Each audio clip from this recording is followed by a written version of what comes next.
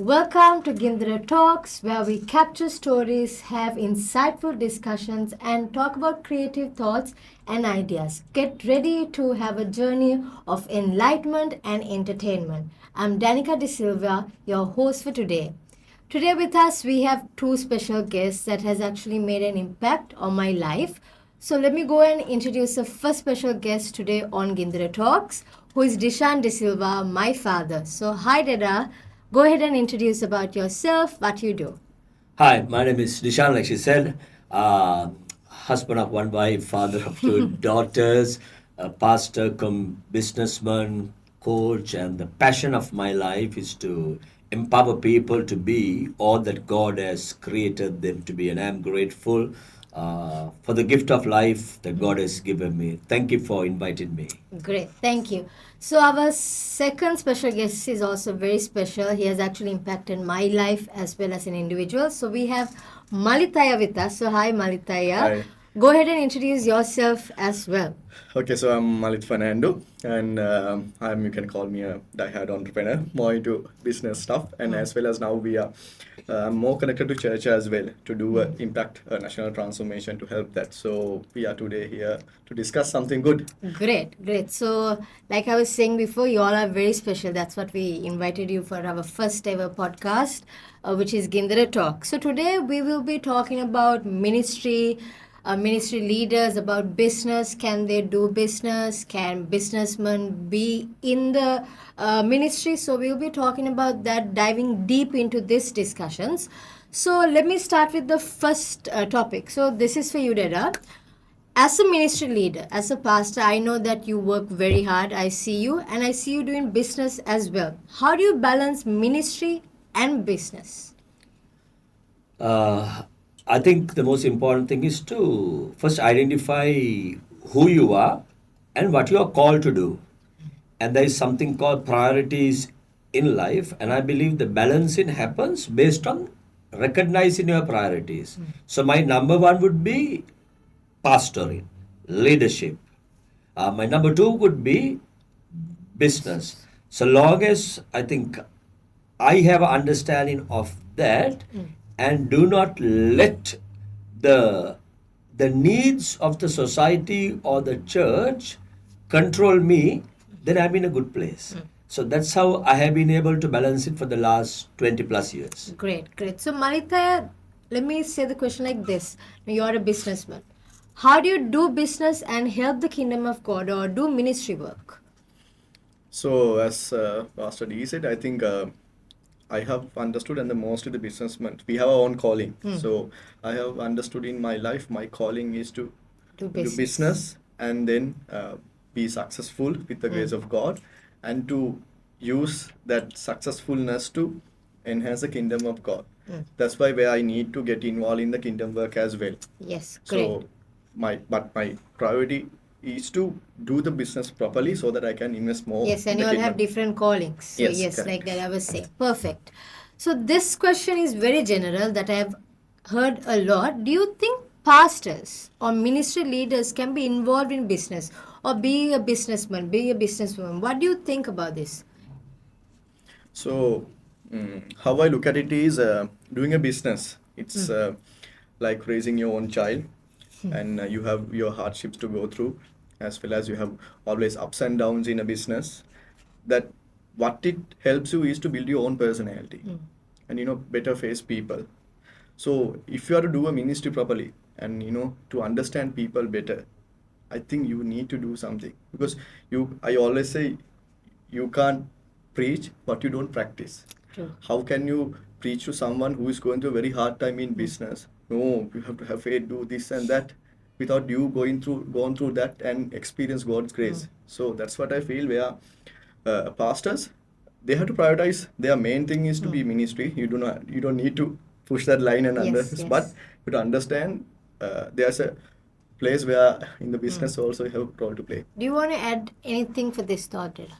No, I am total agreement. I think one of the problems in our part of the world, I think for me, looking back 25 years ago when I launched on this journey, the amount of criticism I received, not from the other religious people, from the so-called people in the church, saying that, oh, men a business car sorry for the singular, here is a businessman who has come, how can he do a church? Look at him. And because this has always been separated. But if you look through the scripture, there was a time in history where there were kings and priests. But now, when you look through Jesus Christ, the king and the priest is together in Jesus Christ. So I really believe every priest can become a king and every king Yes. can become a Yes. priest. So I think I'm a priest who is having a king. He is a king who is having a priest in him. Yes. I look at it that way. Yeah, yeah, that thought is actually very important. So thank you for that. Let me go a bit about business. So I'm pretty sure that you challenge, have failures, have problems in business. So when you do ministry, I think, like you were saying, you balance both nicely together. I've seen you at church every day. What are some things that you face as a businessman? You know, you're a Christian, you're a child of God. I'm pretty sure you face a lot. And go ahead and say how you overcame some challenges and talk about what are some challenges that you face nowadays. So, actually, good thing is we are in Sri Lanka. So, we have nothing but a lot of challenges in this country running a business. Yes, great. So, and in a way, that's a blessing to you to build your own personality as well. And the challenges overcoming, first thing is you can't never give up. So, that's the main thing that you have to understand. You are running a business. That means in even though Sri Lanka or any other country, the challenges coming is a normal thing. So you can never give up. And mostly working with people and applying practices to the business contest is very important. You know how you can be very humble in working with people. At the same time, you don't do go too down. You lose the control of your team. So that's something you need to balance. And then again, getting involved in church stuff where you balance your timing. So how I see is I always balance the timing what I do. I can't do too much of ministry where it will hinder my business. So my ultimate goal will be disturbed. That means if I do too much into ministry like a pastor, that's not my calling. Yes, My true, calling is to do business. So there are challenges. Sometimes people will accept that. Sometimes when you ask to come for something, and if I say no, people will think, oh, he's too big-headed or something. But there are things that you need to take a stop and do it. Yes, true. Let me tell about that. I have seen you in church. You have been like a great entrepreneur. Like even you came to this podcast, giving us a time and coming to this is such a great thing. And I've seen you as an individual taking calls here and there, coming to church, which is like you are balancing life so well. So Dela, let me put this Just in. one Yeah, thing, go I ahead. think a very interesting thing what he said. Yes. I think the problem is not for the businessman who is getting into the ministry. The problem has been the pastors in the churches not identifying, understanding the businessman's role in the kingdom. Correct. So, like he said, there was a time where if a businessman doesn't come for a prayer meeting, he's not holy. He Yeah. is very Correct. worldly. Yes, yes. Ayo, he has fallen. My gosh, look what has happened. And I think that has killed the entrepreneurship in the churches. Yes, Correct. And I yes. think the pastors have to acknowledge and take responsibility for their lack of knowledge. And we would use the word, unfortunately, it's a bit of ignorance. But I think the modern day, we are coming out of that ignorance, and as a result of it, I think people like a Malit or like a Danica, you are feeling more comfortable now because you don't feel rejected. You feel, Yes, true, hey, true. they have Very true. accepted me. Very true. So I think this is where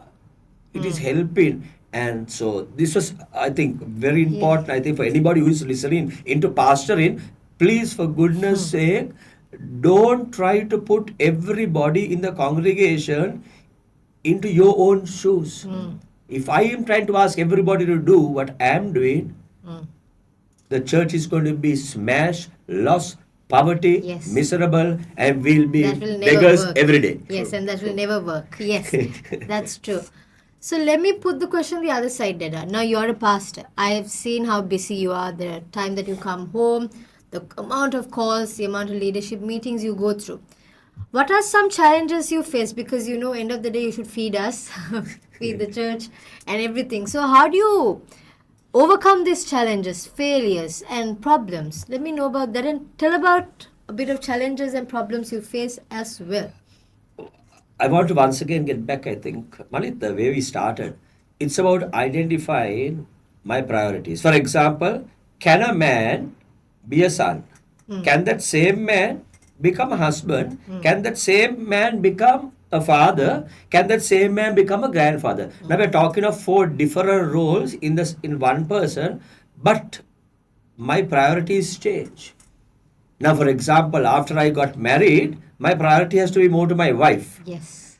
Now, the problem is when I become a husband, the next step is I'm going to become a father. Now, there becomes a conflict sometimes between the mother and the children. Why? Who is going to get more attention? You see, this is what we learn in life. So, the biggest challenge is identifying your priorities and not letting, I'm going to use the word, the demands of people begin to put you into a place to meet their demands. Rather, you live out your priorities. So, I have not lived to meet demands. I try my best to live out priorities. So, I might not make everybody happy. And I am happy to say the goal of my life is not to make everybody happy as well. Yes, true. Because I want to be happy. Yes, true, true, true. Do you want to add anything? No, 100% truth. So you have to 100% understand what's your priorities are, what's your calling is. Then, as you said, you can't make everybody happy. So I have in my life taken many decisions in my life, what to prioritize, what to focus. Even though others are not happy, can't help. Yes, true, true. That's a good lesson for everybody watching as well to prioritize what you like. And, there's a calling. I can't be a businessman, a woman, or be a pastor. So, God has given me a calling, so I need to go work with that. So, another question for Deda. Now, there's so much of entrepreneurs, businessmen, businesswomen in church, even in our church. Do you think you feel threatened by this businessmen, business people? Good question. Now, with my personality, Yes. I had never felt threatened, but because of the way I was raised a little bit, I never used to like rich and powerful people because I usually thought they had tried to come and dominate me. So that is a wrong mindset that I had. But actually, I want to thank God. After hanging out with certain people, I have been delivered from that. And I have seen, because of that, I have also lost some very significant people in the last 25 years. Because I could not understand this. But today, my understanding level is different. So, never been threatened. But because of the wrong mindset, I could not receive them and accept them and give them the value that I was supposed to give them. So when you don't give value to the ones who need to be valued, Yes. I mean, the truth of the matter is the relationship hurts. So I have a failure in that sense in one era, but the good news is I have overcome. So today, Malit Fernando and all the business people are some of my greatest friends. Yes, yes. They are one of the greatest assets. They are never a threat to me, but they come up with concepts. They come up with various things. For example, like a Malit would tell me, you have to change the way you do a few things. You have to spend more time with certain groups of people. Now, maybe 20 years ago, I would say, I would, who do you think you are? But now I recognize, oh my gosh, I'm grateful for the great input this man is giving me because he knows what's the best way to touch a person of his caliber. So he's helping me. So not a threat anymore. It's only a blessing now. Great, great. So, now I know how much you help the kingdom of God, the ministry. So now being a businessman, do you feel like a superior? Do you feel a bit more like that? I was saying he had the wrong thought. Being rich could have pride, big head. Do you have that sort of thing in you? What I when I'm getting involved in the ministry, what I see is I always I have a limit. How I do demarcate is that I help but don't control. So my role is not to control the ministry, but to help the ministry. Ministry. As long as I'm in that shoes, helping without trying to control it, I think that problem will not come. If I try to control the ministry without doing my role, then people will think, okay, you are superior, you are trying to control. Now you have invested in church. Now we are going to change the things the way church is run. No, that is not my role. I can help. I can maybe give advice, but not to control. So that is the shoes I'm always wearing, be in that place. But just on the other side, have you ever felt that your advice has not been accepted? Has the church not been in a position in a certain era to accept your advice? Do you see the church is evolving, or do you think the church is still way behind where the king and the priest can work together? What's your thoughts on that? I think from the people I have talked and all, I think church is evolving, and these are all is about change. So some people will 100% straight away accept it, like 10%. Some people will 100% reject it. Reject, yeah. So I think our role is to work on that 80% of the people who will change over time when they understand what is correct. So I think if you take our church, I think I'm more happy with the 80% who is changing over time, understanding the things that we do in a different way. There may be 10% pastor who will never like, but I don't think that is something in the hands. Maybe over time they will also understand, but good 90% of the people will over time will accept it. That's a good question. When I was sitting, I just got another question in mind. Now, I'm pretty sure you all both have different lifestyles. As a ministry leader, pastor, you have a different lifestyle. You have it. Like I was saying, I know people personally talk to my dad saying, "Oh, look what he's wearing. He might be rich. He might be having this. Look, people have those mindsets. What do you tell those people? Because some people have the mindset pastors cannot earn. They can't be rich. Personally, as a young girl, I've heard this from my friends also. How is your dad wearing that? He's just ministering a church. How is he rich, loaded? What are your thoughts on that? I like the word loaded, still to be loaded, room to be loaded as well, right? But I think that's a great thought. Now, my answer is going to be very simple. Jesus said, "Come follow me." Jesus was asked many questions and Jesus refrained from answering. You know why? Jesus refrained from answering because Jesus knew the answer that I give, they're not going to accept because they have an answer in their mind. So, the truth of the matter is, it's not about what you wear or whatever. People will always have a perception. So you don't have to live to begin to meet the needs of the perception of the people. You live a life of consistency. And I think, like Malit said, you'll see those people changing. I told you 25 years ago when I started, I was rebuked. I was rejected by the very own people that the denomination that I worked. But about 4 years ago, when this COVID hit, I was laughing. I was in a meeting, a Zoom meeting, and here comes the people who spoke against me doing business, said, "You know what, we want all you pastors to do business." And I'm thinking, oh my gosh, I'm sitting and listening to these people after modeling this for 20 years, and today I see more pastors into business. And I like, if you look at the Bethany setup, even the guy who gave you the concept of Gindara, I mean, he's an entrepreneur by Yes, himself. yes. So many of our pastors making cakes, taking care of houses, doing, all these kind of things. Praise God for that. It has only uplifted them. They are blessed. But in the other side of the coin, who live well. But I think we have to understand there's a difference, Danica, between living well and becoming lavish. The Bible is not for lavish. Bible is for living well. Because if you consume everything, the blessing, then you are not a good example. I really believe the opposite has to be there. I am blessed to be a blessing, not to consume the blessing. I'm pretty sure you have something to add on this.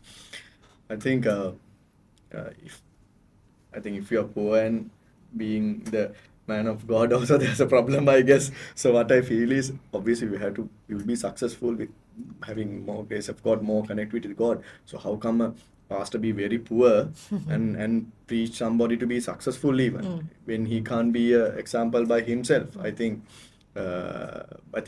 but that mentality is, I think, now reducing. Maybe, as Yes. Pastor said, 20 years ago, the mentality is now the world is changing, They modern world is understand a changing. So I bit more. think they are Yes. more understanding that everybody needs to be financially healthy. Yes. Yeah, and should have the financial freedom. So that is the most important thing. Again, maintain it. Then people also see prosperity, Yes. Yes. Yes. and people see, okay, he's not like a beggar, but he's also a successful businessman, and again doing ministry properly, giving more time for the ministry. I think that's a good example, a pastor to be. Yes, true. Do you all have anything to ask or any question that is popping in your mind? Anything? What do you all think about this?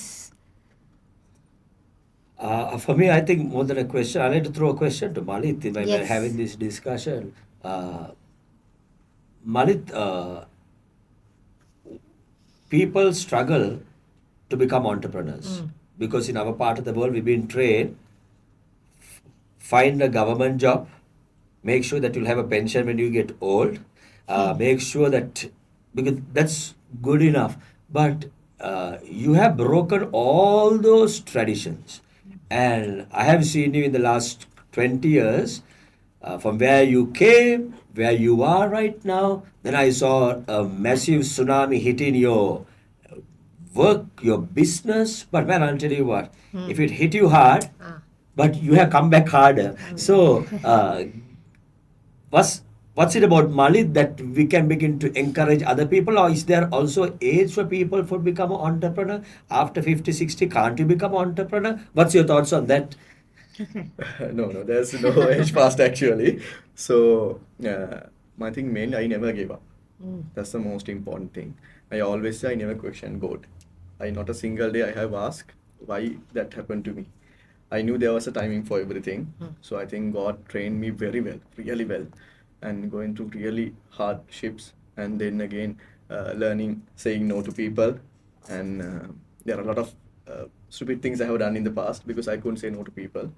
So which I have now learned how to do it, and again never giving up the battle, and always I was smart as well. Sometimes when I have to let go people and cut down the overheads, I had to do it, and there are times I had to do everything on my own because I couldn't afford anything, but I never stopped. That's the most important thing. That's what I see. So many people have left me around me. So many people have actually been with me for a long time to help me, and sometimes they couldn't afford to be with me because I couldn't afford them at that time. There are people I have True. lost, good people I have lost, but I never gave up. And it's amazing how God has brought me here today.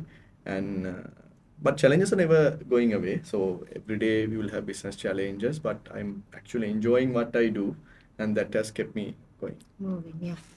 I just want to add another thought. Can you tell about what you do and how did this start? I think people are wondering what type of businessman are you and how did this journey begin? So give a small briefing about it so people. Okay, so my background is fully finance, CIMA, ICCA, masters. Been working for KPMG 7 years. I had finance person. So typically, I would have been by this time maybe a financial controller. That level, I would have gone to working somewhere.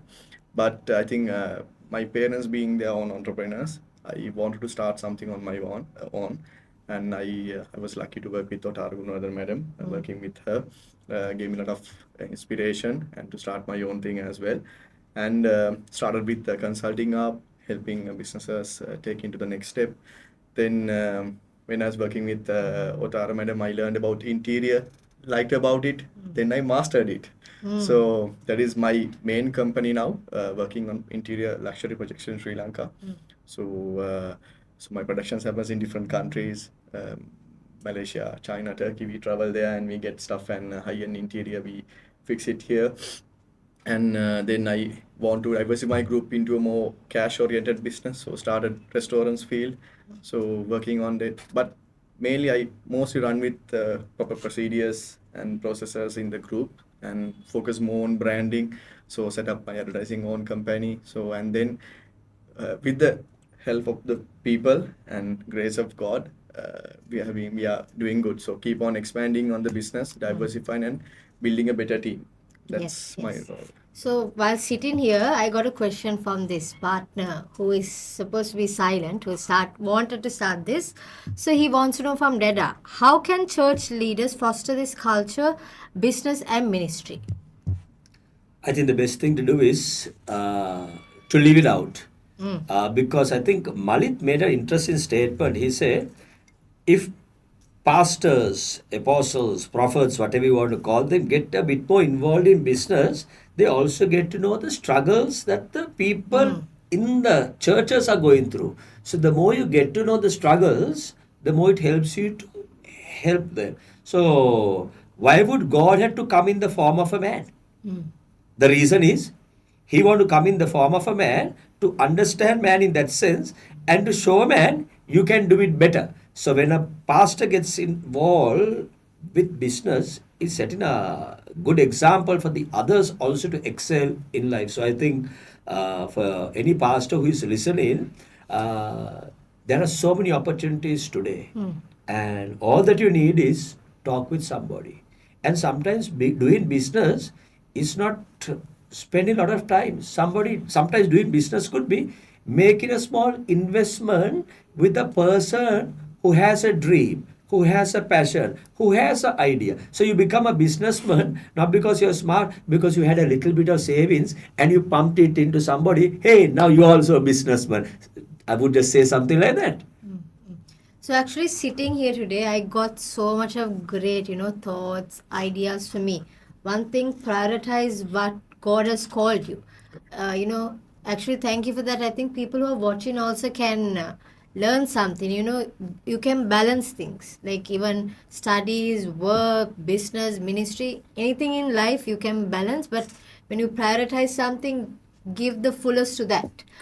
I just want to ask one more question, maybe two or three. What do you want to tell people who are watching, about this? A small thing, maybe a thing that has come to your heart. Like, for me, I would love to be entrepreneur and, to help the ministry. What do you want to say? Give a small message out there. I think first it's very important to understand your correct calling. So if you don't understand it, it's a problem. So if you are in the wrong calling, you try to do that, that will be a mistake. So understanding your exact calling is one of the most important thing.